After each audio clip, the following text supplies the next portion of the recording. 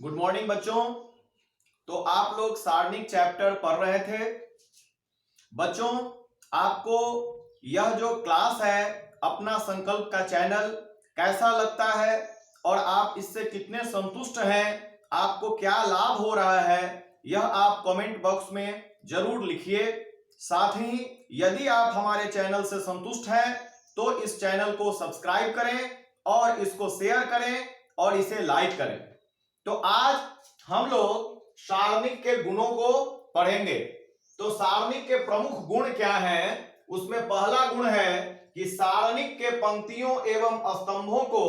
परस्पर बदलने से सारणिक का मान नहीं बदलता है। मतलब यदि टोटल का जो पंक्ति है वो सारे पंक्तियों को स्तंभ में बदल दे, यानी R1 को C1 में, R2 को C2 में और R3 को C3 में बदल दिया जाए, और यानी कि पंक्तियों को स्तंभों में परस्पर बदला जाए, तो सारणिक का मान नहीं बदलता है, सारणिक का मान वही रहता है।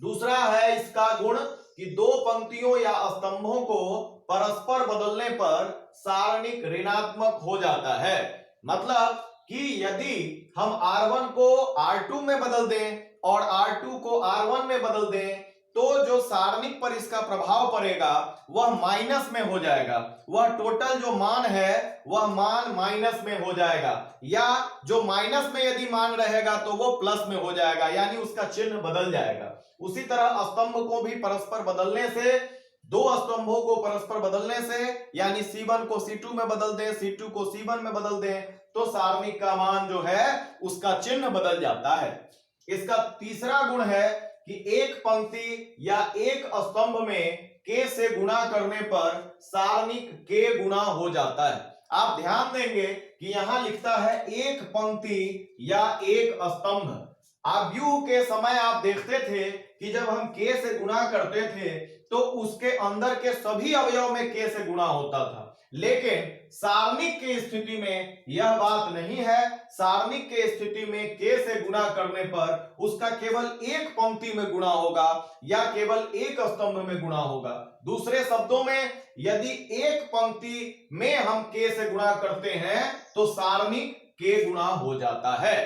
अगला गुण है कि दो पंक्ति या स्तंभ के संगत अवयव बराबर होने पर सारणिक का मान शून्य हो जाता है। मतलब यदि R1 बराबर R2 हो जाए या C1 बराबर C2 हो जाए तो इस स्थिति में सारणिक का वैल्यू 0 हो जाएगा। और इसका पांचवा गुण है कि किसी सारणिक के एक पंक्ति या स्तंभ के सभी अवयव शून्य होने पर सारणिक का मान शून्य हो जाता है। इसका छठा गुण है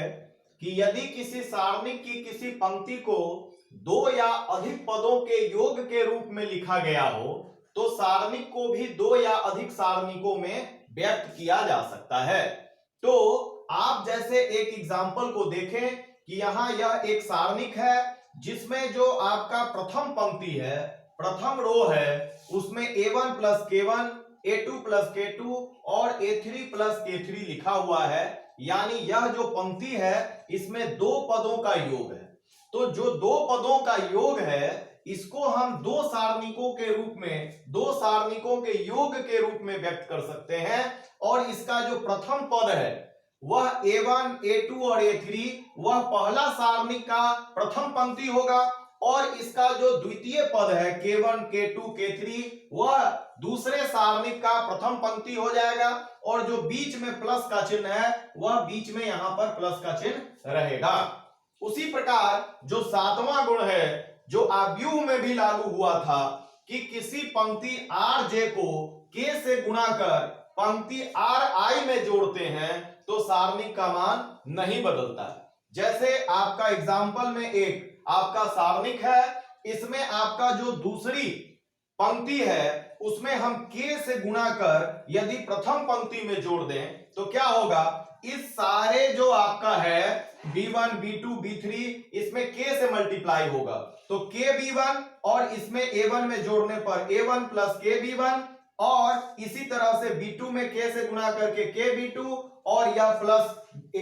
A2 में प्लस हो जाएगा, और उसी तरह यहां पर भी यह चेंज कर रहा है। तो यह क्या प्रोसेस हुआ है, क्या क्रिया किए हैं, तो R1 को हम बदल रहे हैं R1 प्लस के R2 के बीच रूप में। तो यह जो आपका बदलाव हुआ उसमें दोनों सारणिकों का मान समान होगा। अब हमने जो सारणिक का गुण पढ़ा है उन गुणों के आधार पर कुछ सारणिक का सवाल हम लोग देखें, जिसमें सिद्ध करने वाला सवाल, प्रूफ दैट जो सवाल है वो सब यहां पर हम लोग देखेंगे। और ये सवाल परीक्षा में कई बार पूछे गए हैं, बहुत ही महत्वपूर्ण सवाल है, आप लोग इसको समझें। जो आपका पहला प्रश्न है कि सिद्ध करें कि 1 BC A into B plus C, B into C plus A और C into A plus B, और यहाँ BC CA AB है और यहाँ 1 1 1 है, बराबर आपको 0 सिद्ध करना है। इस स्थिति में LHS जो है आपका, वहां पर यह दोनों जो आपका कॉलम है वो उसी तरह उतर गया और इसको हमने मल्टीप्लाई किया तो AB प्लस AC या CA, और ये हुआ आपका BC प्लस AB, और ये आपका CA प्लस BC।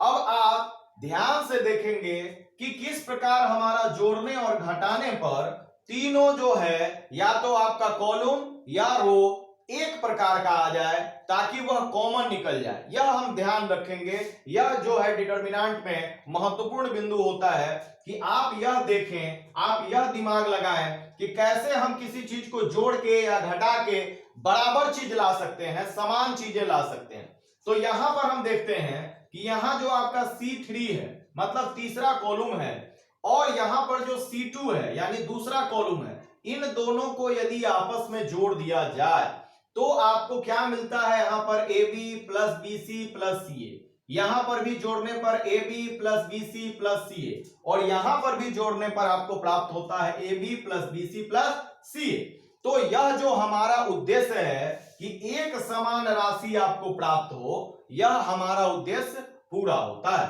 तो हम क्या करेंगे कि C3 को बदल के C3 प्लस C2 की क्रिया करने पर, यह क्रिया जब हम करते हैं तो आपका C1 सेम रह जाता है, C2 भी सेम रह जाता है, और C3 को हमने बदला है किस प्रकार कि C2 और C3 को जोड़ा है और तीनों में समान राशि AB plus BC plus CA हमको प्राप्त हो गया। जब यह हमारा समान राशि प्राप्त हो जाएगा तब हम उसको कॉमन निकाल लेंगे, AB plus BC plus CA तीनों में से कॉमन निकाल लेंगे, और यह कॉमन निकलने पर आपका पहला जो कॉलम था वह भी 1 1 1, और जो आपका C3 है वह भी 1 1 1 हो जाएगा, और यह जो जहां C2 था वह अपनी जगह पर रहेगा। तो आपका इतना जो आपका है AB plus BC plus CA गुना 0 हो जाएगा, क्योंकि अभी हमने गुणों में, सारणिक के गुणों में पढ़ा है कि यदि कोई दो पंक्ति या कोई दो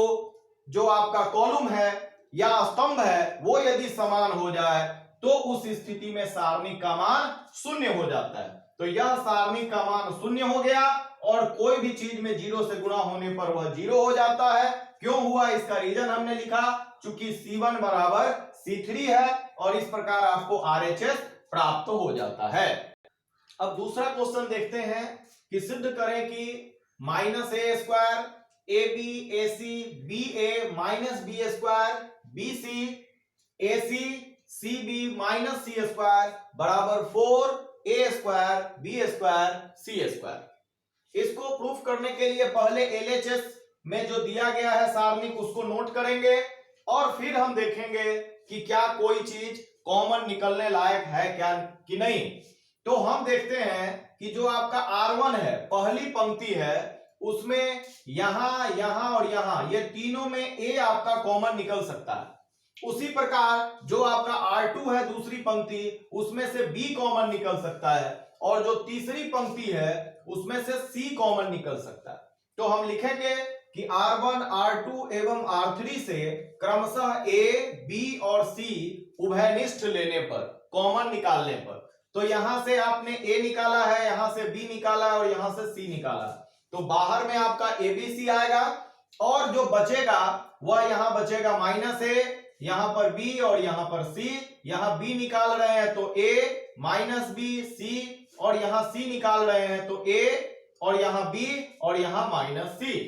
इसके कॉमन निकालने के बाद भी हम लोग देखते हैं कि आपके कॉलम में जो है वहां पर भी कुछ कॉमन निकल सकता है, तो फिर हम C1 से A कॉमन निकाल सकते हैं, C2 से B कॉमन निकाल सकते हैं और C3 यानी तीसरा कॉलम से आप C कॉमन निकाल सकते हैं। तो आप यहां से लिखेंगे C1 C2 C3 से क्रमशः A B C उभय लिस्ट लेने पर, तो आपका पहले से A B C थे बाहर में और यहां से फिर A B C कॉमन निकाला है, तो फिर एक बार A B C कॉमन निकला और आपको यहां पर बचा A कॉमन निकालने पर -1 1 1, यहां पर निकालने से B कॉमन निकालने से 1 -1 1 और यहां पर C कॉमन निकालने से 1 1 -1 बचेगा। तो इस प्रकार आपको जब आएगा तो आपका एक दूसरा उद्देश्य होना चाहिए कि आपको या तो तीनों में कोई चीज कॉमन निकल जाए जोड़ने घटाने पर, या आपको दो जो एक ही पंक्ति में या एक ही कॉलम में यदि दो जीरो प्राप्त हो जाते हैं तो आपका जो सरलीकरण की प्रक्रिया है वो आसान हो जाएगी। तो हम यहां पर देखते हैं कि यदि R1 को चेंज करके R1 और R2 को जोड़ दें तो यहां पर -1 और 1 जोड़ के 0 और यहां पर भी 1 और -1 मिलके 0 प्राप्त होता है, यानी एक ही पंक्ति में आपको दो पद शून्य प्राप्त हो जाते हैं। तो इस प्रकार इस अभिष्ट को प्राप्त करने के लिए कि एक ही पंक्ति में आपका दो जीरो प्राप्त हो जाएगा तो आपका सरलीकरण जो है आसान होगा। तो हमने लिखा R1 को चेंज किया R1 प्लस R2 की क्रिया करने पर, तो आपको यह दोनों मल्टीप्लाई होके A square B square C square आएगा और यहां पर जोड़ने पर R1 में यह दोनों जोड़ के 0, ये दोनों जोड़ के 0 और यह एक और एक मिलके 2 होगा और R2 और R3 आपका जैसे पहले था उसी प्रकार छोड़ देना है। इससे आपको क्या लाभ होगा? इससे यह लाभ होगा कि यह तो आपका A square B square C square पहले की तरह है और आपका जब पहली पंक्ति के अनुदिश जब इसका विस्तार करेंगे इस सारणिक का तो आपका यह दोनों जो है समाप्त हो जाएगा। 0 से मल्टीप्लाई होने पर यह दोनों जो है समाप्त हो जाएगा और आपका जो केवल एक पद बचेगा आपका वह आपका क्या है? वह पहली पंक्ति और तीसरा कॉलम है, यानी A13 है और A13 के स्थिति में हमने बताया था कि यह जो है पॉजिटिव इसका जो है ये इवन नंबर आएगा इसका पावर में और इस स्थिति में यह पद जो है पॉजिटिव होता है। तो आपको दो बाहर लेंगे पॉजिटिव में और दो को बाहर लेने से यह जो जिस पंक्ति में आया जिस कॉलम में आया उसको समाप्त करने से जो आव्यूह बचता है वो क्या बचता है? यह आव्यूह बचता है 1 -1 और 1 1, उसको हमने यहां पर लिखा और इसको फिर हल करेंगे दो बाहर और ये 1 × 1 = 1 और यहां पर होगा माइनस फार्मूला का और ये -1 तो माइनस माइनस +1 यानी 1 + 1 2 × 2 = 4 A square B square C square जो आपके RHS के बराबर है। अब नेक्स्ट क्वेश्चन है कि सिद्ध करें कि 1 1 1 ABC और A square B square C square बराबर A - B B - C C - A। इस तरह का प्रश्न रहने पर इसके पीछे जो हम लोग प्रश्न पढ़े थे उसी तरह दो जो है एक पंक्ति या एक कॉलम के दो अवयवों को 0 करने का प्रयास करते हैं, खास तौर पर जब आपको किसी सारणिक में एक यदि एक ही पंक्ति या कॉलम में रहेगा तो यह आसान होता है कि हम देखेंगे कि इस एक में से इसको एक घटाएंगे तो 0 और फिर इस एक में से एक घटाएंगे तो 0। साथ ही हम यहां देखते हैं कि A में से B घटाने पर A - B और B से C घटाने पर B - C जो हमको लाना है RHS में उस प्रकार के पद भी हमको घटाने से प्राप्त हो रहे हैं। तो हम क्या करेंगे कि यह जो प्रश्न है इस प्रश्न को यहीं पे हम लिख ले रहे हैं कि LHS बराबर यह जो LHS है आपका यह जो प्रश्न का आपका LHS भाग है उसको हम LHS के बराबर करेंगे और तब हम देखते हैं कि R1 को चेंज कर रहे हैं R1 - R2 से और R2 को चेंज कर रहे हैं R2 - R3 की क्रिया से। तो आप इस एक में से R1 में से R2 को घटा रहे हैं तो एक में से एक घटेगा 0 A - B और यहां से ये घटेगा A स्क्वायर - B स्क्वायर। तो पहला पंक्ति हमारा चेंज किया, फिर R2 को चेंज करना है R2 - R3 से तो आप एक में से एक घटाएंगे तो 0, b माइनस सी घटेगा b माइनस सी, और ये घटेगा तो B square minus C square, और आपका जो तीसरी पंक्ति है वह यथावत रह जाएगा। इस स्थिति में आप देखते हैं कि जो यहां पर A square minus B square है और यहां B square minus C square है, वह फॉर्मूला पर टूटेगा, a minus B A plus B, और यह भी टूटेगा b minus C B plus C. यह जो फॉर्मूला है A square minus B square equal to A minus B A plus B, इस फॉर्मूला पर टूटेगा, जिससे आपको लाभ होगा कि इन दोनों जगह पर a माइनस बी और ये दोनों जगह पर b माइनस सी आपका कॉमन निकल सकता है। चूंकि यहां पर 0 है इसलिए 0 से कोई भी चीज कॉमन लिया जा सकता है। तो आप यहां पर 0 है और इन दोनों आपका जो है यहां से आप a माइनस बी कॉमन ले रहे हैं और यहां पर इन दोनों में से b माइनस सी कॉमन ले रहे हैं, तो यहां बचेगा 0 0, यहां a माइनस बी कॉमन होने के कारण 1, यहां पर a माइनस बी कॉमन होने के कारण केवल a प्लस बी, यहां से b माइनस सी निकल रहा है तो ये 0 ये 1 और यहां पर बचा b प्लस सी, और तीसरी पंक्ति आपका यथावत रह गया है।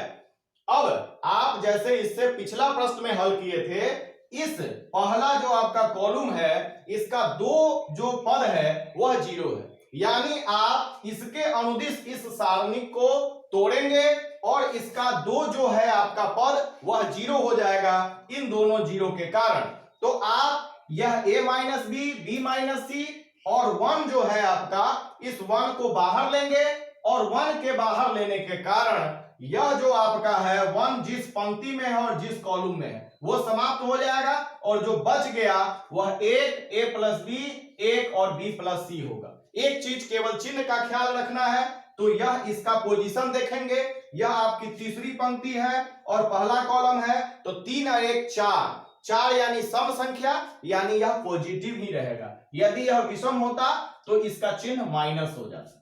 तो अब आप यह दोनों जो है उसी तरह रह गया, एक से गुना होने पर कोई प्रभाव नहीं पड़ेगा, और इस सारणी को हल करेंगे तो पहले इससे गुणा करेंगे b प्लस सी गुणा 1 equal to B plus C minus 1 into A plus B equal to minus A plus B. तो इसमें आपको जब तोड़ेंगे तो यह b plus C minus A minus B होगा, और इस माइनस बी से यह प्लस बी कट जाएगा, और आपको जो अभिष्ट लाना था आरएचएस में वह प्राप्त हो जाएगा कि a minus B into B minus C into C minus A जो आरएचएस के बराबर है, और यह प्रूव्ड हो गया।